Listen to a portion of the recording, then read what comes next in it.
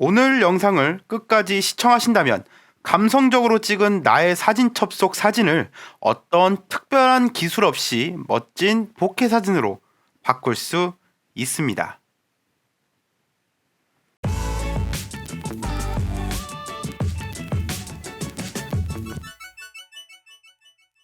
제 영상 중에 스마트폰으로 보케 사진 찍는 방법이 있는데요.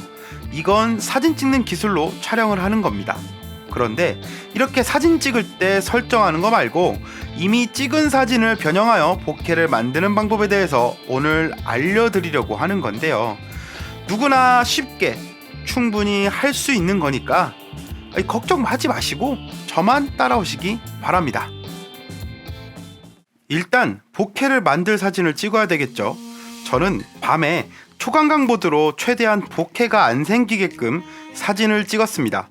초광각 모드로 사진을 찍게 되면 보케가 거의 안 생깁니다. 위 사진을 이제 이 어플을 통해서 보케를 만들어 볼 건데요. 그 어플은 바로 스냅시드입니다. 사진을 공유하기 눌러서 스냅시드로 불러옵니다.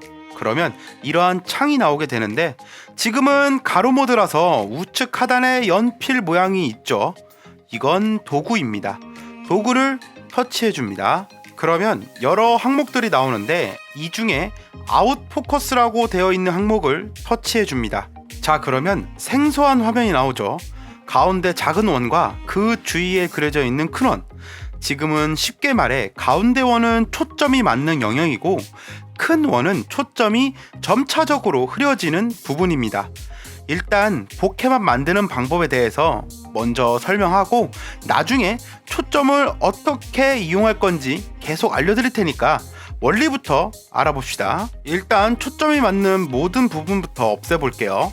자, 양 손가락으로 터치해서 가운데로 줄이게 되면은 가운데 초점이 맞는 구간이 점차 줄어들게 하면서 아예 없어지게 되었죠. 그 다음에 가운데 항목을 클릭해서 전환이라고 되어 있는 항목을 터치해 줍니다. 이 전환은 점차적으로 흐려지는 그 원을 줄이게 되는 방식인데요. 완전히 없애버리면은 이 큰 원도 없어진 게 확인이 되실 겁니다. 그러면 이렇게 초점이 다 어긋난 상태가 됩니다. 이 상태에서 하단 목록 중 맨 우측 목록을 터치하시면 여러 가지 모양들이 나오죠. 이건 보케 모양을 변형할 수 있는 모양입니다. 동그라미부터 별, 하트까지 여러 가지가 있는데 자기가 가장 원하는 모양을 터치하시면 됩니다. 저는 가장 기본인 동그라미 원을 선택했습니다. 그 후에 가운데 항목을 터치하면 맨 위에 흐림 강도라고 나오는데 이것을 터치해 줍니다. 이 흐림 강도를 줄이면 사진은 원상 복구가 되고요. 흐림 강도를 올리면 빛이 있는 어떤 것이든 동그란 보케가 생깁니다.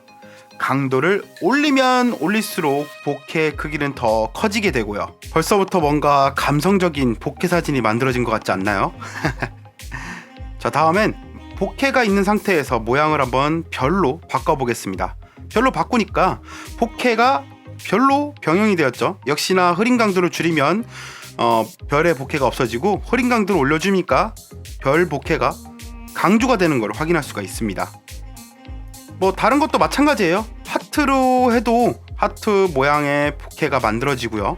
어떤 것이든 상관없으니까 아무거나 사용해서 보케를 만들어 보시는 것을 추천드립니다.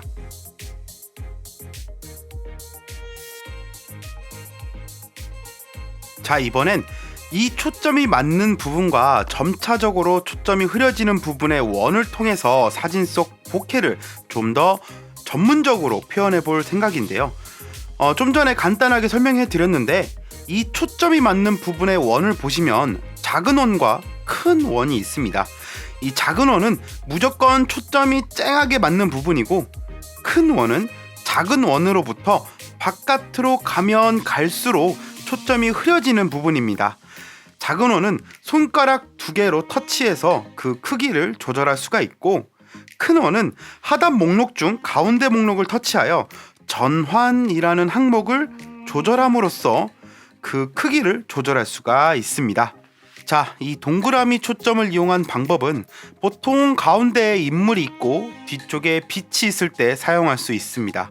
초점이 맞는 중앙원을 얼굴에 맞게 손가락 2개로 크기와 각도를 잘 조절해 주시고, 전환을 이용해서 점차적으로 초점이 흐려지게 하는 부분을 조절해 줍니다. 그 다음 흐림 강도를 조절하여 초점이 맞지 않는 부분을 흐리게 하면 보케가 생기는데, 이때 보케는 자기가 원하는 모양으로 바꿔도 괜찮습니다.